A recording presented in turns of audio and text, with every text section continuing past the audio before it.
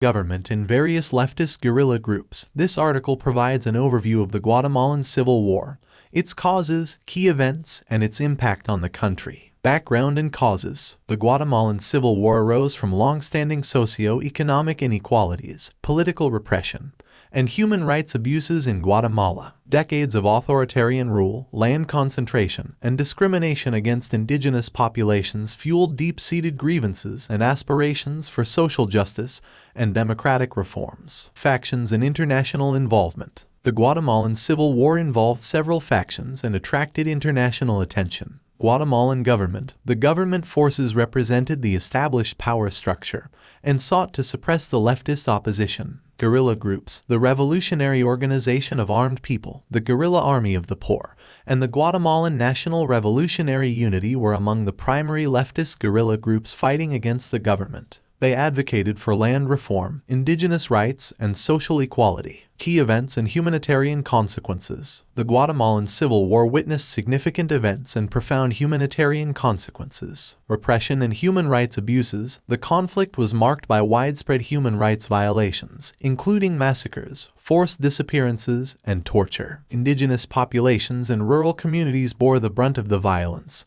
suffering displacement and loss of life. U.S. involvement. The United States played a complex role in the conflict, providing military assistance and training to the Guatemalan armed forces. This support further fueled the intensity of the war and contributed to the perpetration of human rights abuses. Peace process and aftermath. The Guatemalan Civil War eventually came to a negotiated resolution. Peace accords. In 1996, after years of negotiations, the government and guerrilla groups signed the Comprehensive Agreement on Human Rights and the Identity and Rights of Indigenous Peoples. These accords aim to address historical injustices, promote human rights, and establish a more inclusive and democratic society. Justice and reconciliation. Following the war, Guatemala embarked on a path of transitional justice, establishing truth commissions and legal mechanisms to investigate human rights abuses, promote accountability, and facilitate reconciliation. Efforts have been made to recognize and address the rights of indigenous peoples. Legacy and challenges. The Guatemalan Civil War left a lasting impact on the country. Indigenous rights and social justice. The conflict brought attention to the marginalized status of indigenous populations, leading to increased recognition of their rights,